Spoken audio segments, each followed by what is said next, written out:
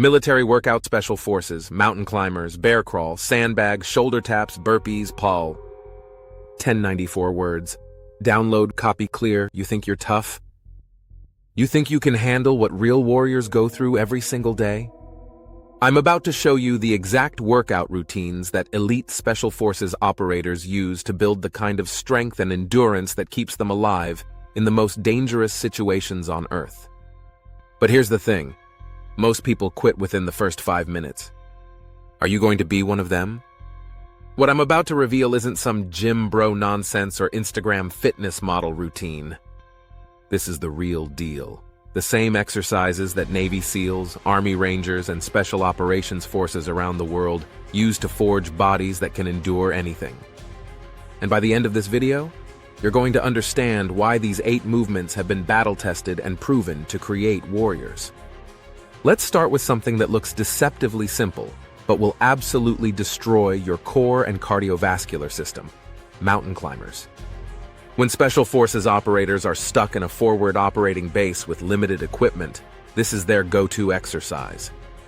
You drop into a plank position and start driving your knees toward your chest in rapid succession. But here's what separates the warriors from the weekend warriors. It's all about the pace and duration. Real operators don't do mountain climbers for 30 seconds and call it quits. They're hammering out sets that last 2 to 3 minutes straight, maintaining perfect form while their heart rate skyrockets. The beauty of this exercise is that it simultaneously builds explosive power in your legs, core stability, and cardiovascular endurance. When you're crawling through enemy territory for hours, you need that kind of total body conditioning. Now let's talk about an exercise that will humble even the strongest gym rats: the bear crawl. Special Forces units use this movement because it perfectly mimics the low-profile movement they need in combat situations. You get down on all fours, keep your knees just inches off the ground, and start crawling forward while maintaining that position. The bear crawl destroys your shoulders, core, and legs simultaneously while building the kind of functional strength that actually matters in real-world situations. Operators might bear crawl for hundreds of yards during training exercises, and it builds the exact muscle endurance they need when they're carrying heavy packs through difficult terrain. Most people can barely make it 20 yards before their form completely breaks down. But here's where things get really intense: sandbag training. While civilian gyms are filled with perfectly balanced barbells and dumbbells, Special Forces operators train with awkward, shifting weight that mimics real-world conditions. A 60-pound sandbag doesn't behave like a 60-pound barbell. The sand shifts and moves, forcing your stabilizing muscles to work overtime. Operators use sandbags for everything: overhead carries, bear hugs, throws, and ground-to-shoulder lifts. This type of training builds functional strength that translates directly to battlefield conditions.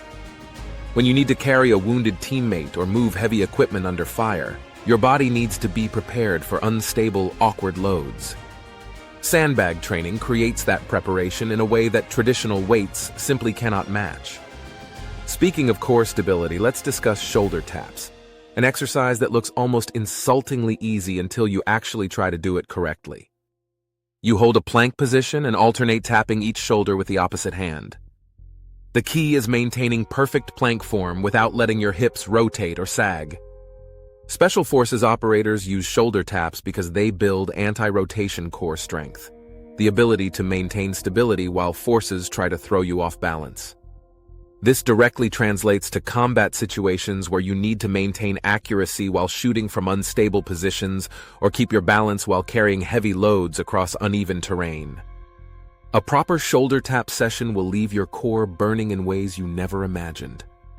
Now we need to talk about the king of all military exercises: burpees.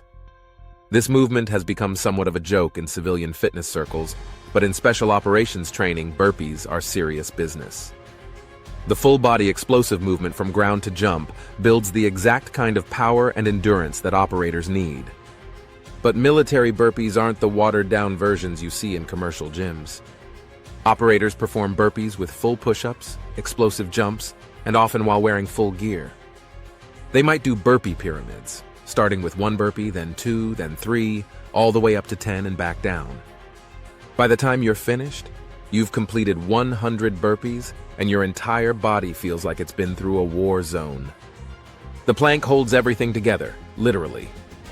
While civilian fitness focuses on crunches and sit-ups, military training emphasizes plank variations because they build the kind of core endurance that actually matters in combat. Operators don't need to do 1,000 crunches. They need to maintain core stability while carrying heavy packs for miles or holding shooting positions for extended periods. Military plank training involves extended holds, often lasting several minutes, along with dynamic variations like plank to push-up transitions and single-arm planks.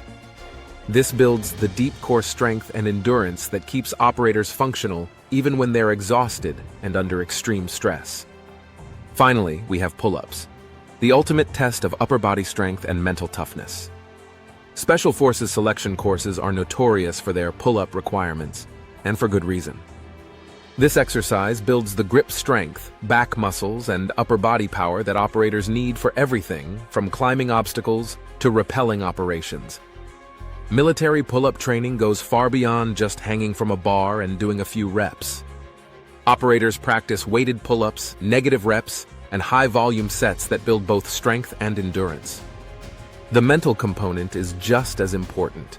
When your muscles are screaming and you still need to complete the mission, pull-ups teach you to push through that wall of discomfort.